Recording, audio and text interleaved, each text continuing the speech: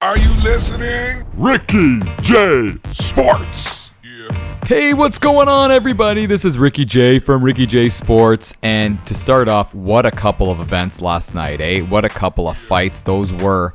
And just looking at the updated standings right now, I don't think we've ever seen in the UFC, the Ricky J UFC MMA League, a bunch of guys getting the big donut.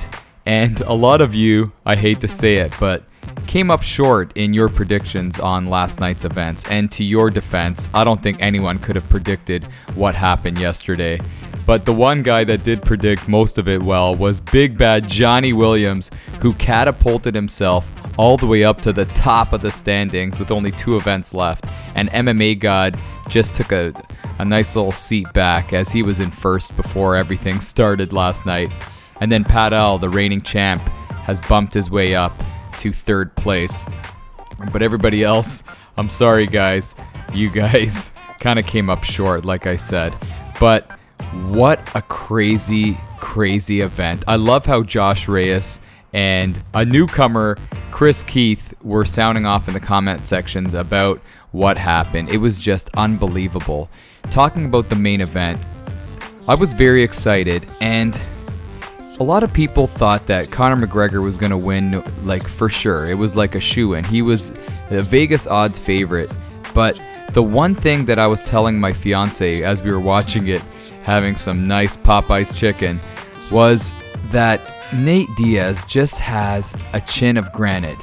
He's never been knocked out. He's been stopped once, but he's never been knocked out. And Connor McGregor, he's known for laying that left hand on you and taking you out. And the one thing that I was saying too, Connor McGregor's never fought a guy as tall as Nate Diaz. And Nate Diaz being 6'1", Connor has to punch up in order to hit him. And you guys know, with the force of gravity, when you're punching up, it kind of ruins the sting out of your punches and your punching power. And McGregor tried doing that, but Connor was kind of putting his whole body into all of his punches. And when he was missing, he was actually kind of like unsure of what to do at certain points. Like, he was trying that wheel kick, and I was screaming at the TV saying, don't use that wheel kick, because you're kind of losing you're kind of wearing yourself out by throwing that, and it's all flair in my opinion. And as he was missing, Nate Diaz, who doesn't put a lot of body weight into his punches, but he throws a lot of volume, was just peppering him with shots.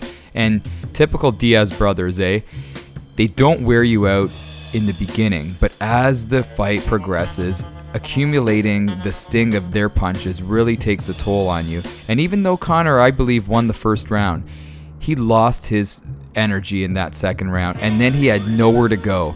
He had nowhere to go because you could tell he wanted out of fighting on the feet, because Nate was just peppering him with those shots. And the worst thing that he could have done was go on the ground against a guy like Nate Diaz. And you really saw the holes of McGregor as he got choked out there.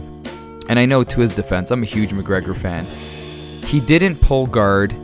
He kind of flipped onto his back, and that's not what you want to do. You want to control the posture of the guy on top.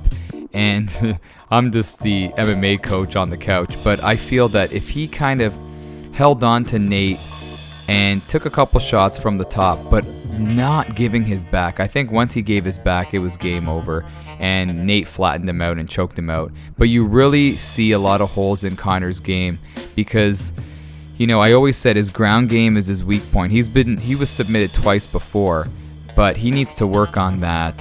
He also needs to work on understanding his limits, because it was so exciting to see him go up 2 weight classes, but you can't do that, man. You gotta first go up 1 weight class and see how you do there. But he kind of skipped the lightweight division and went right up to welterweight.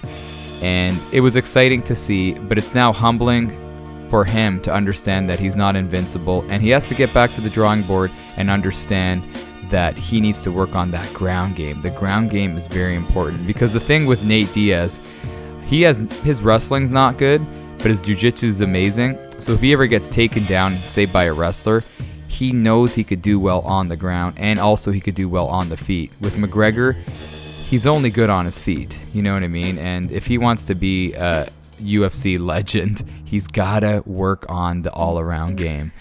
But it was exciting. I was so sad. I was crying in my pillow last night. I even got up early because I couldn't sleep because I really wanted McGregor to win. But you know what? It's good for the sport. You know, that's the beauty of MMA. It's unpredictable. And it's good for our MMA league here because I thought MMA God was going to run away with this. But with this whole upset with the main event and the co-main event, how about Meisha Tate, people, going for it in the last round? Everybody now has a chance to get into first place because there's 2 more events left and anything is possible. But anyway, let me know what your thoughts are on the main event. I don't want to talk too much about the co-main event. I don't want this video to be too long.